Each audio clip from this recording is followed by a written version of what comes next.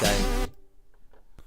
Whoa! Yeah, so I'm going to have a crack at Root Bear Resurrection. I've tried a bit of this already, secretly, behind your backs.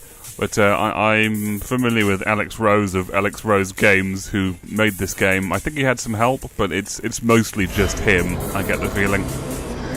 So I guess Root Bear hangs out with his friends in East London, listening to Skepta and Lethal Bizzle all day.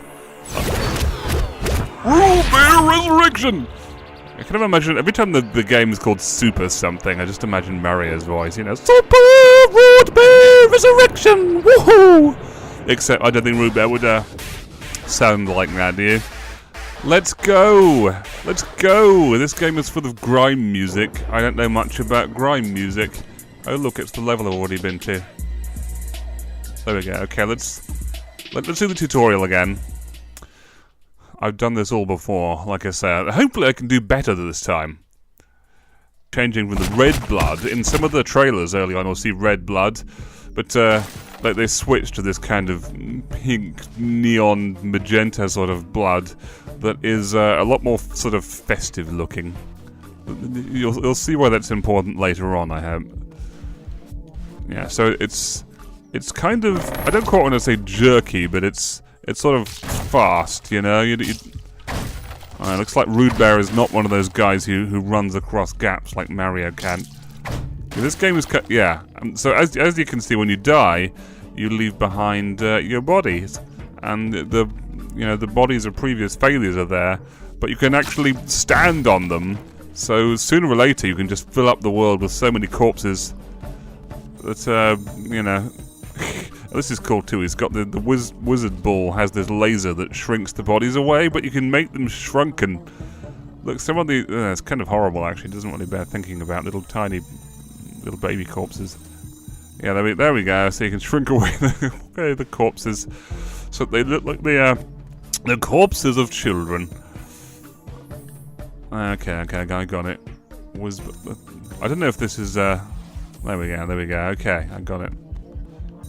I'm not sure if I've ever actually used this move in the game. I haven't seen it much.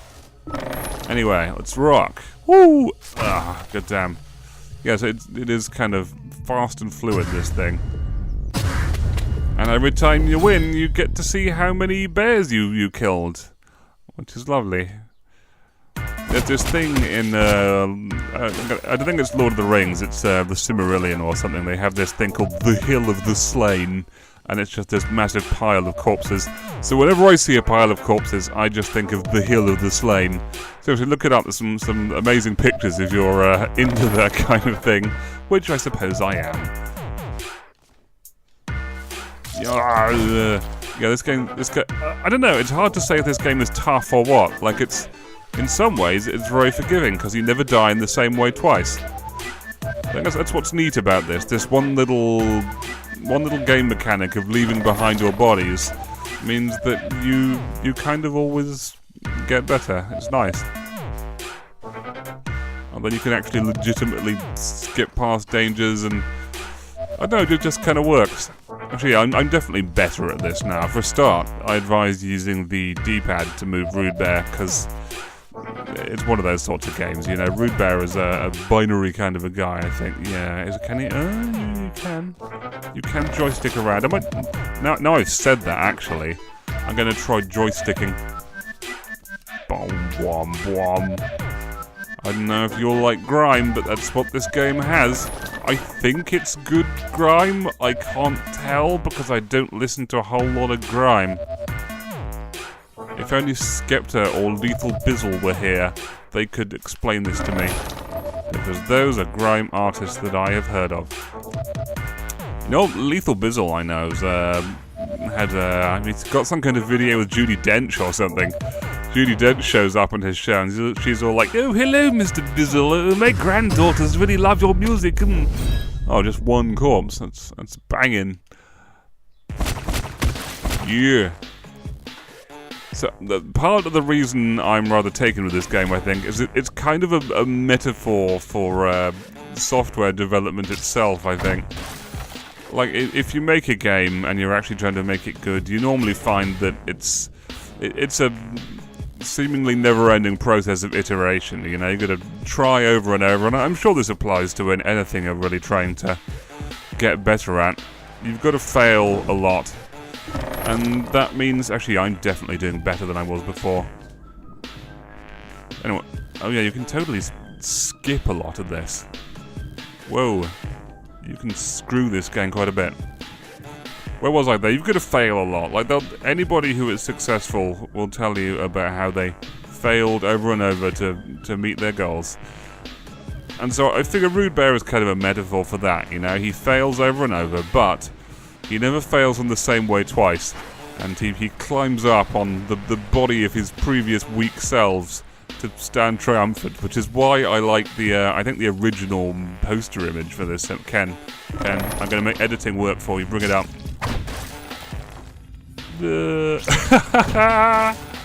I'm not sure this game is entirely fair. It might be, kind of. Maybe if I took the right drugs, this game would feel just right. I don't know. What was I talking about? Failure? Something like that? Anyway, what I've found is that this game engenders obsession in some people. Like, most people play for a little bit, but then the occasional person... I've seen people play this game at Insomnia conventions and stuff, where they play for like 45 minutes, or there's one guy who came over who even just played for 4 straight hours of this stuff. Is that a thing up there? Is that a thing I can do things with? I don't think this game has kind of bonus treasures and stuff scattered around. I don't think it's that kind of game. I wouldn't be surprised if there were some kind of gnarly hidden secrets. Yeah, I'm so much better at this. He said, look, this is me being better at it, okay? Splurt. You could screw this game over so easily if you just changed how quick it is when you die. You just splat and you're back. Whereas, you could imagine if it had like a Dark Souls style death, where it kind of goes brom, and you died, and there's a big long pause and a loading screen, and it's a very different approach. That's what you're going to do with failure as well, folks. You've got to just bounce back from the failure stronger, because it's not about how many times they kill you. It's about how many times you're dumb enough to get back up out of the coffin. I don't know, now they're all safe. You don't get some weird sort of corpse comedy out of just leaving the Rude Bear corpses around. Actually, you know, after bad-mouthing using the joystick's actually pretty good. I'm finding it's got a little bit more precision than the D-pad, and I'm getting the hang of it. Yeah. Mwah! Skin Gore. I don't know what any of that means. Haha! Can Ken survive the gauntlet of the next level? Of course not. There'll be piles of corpses!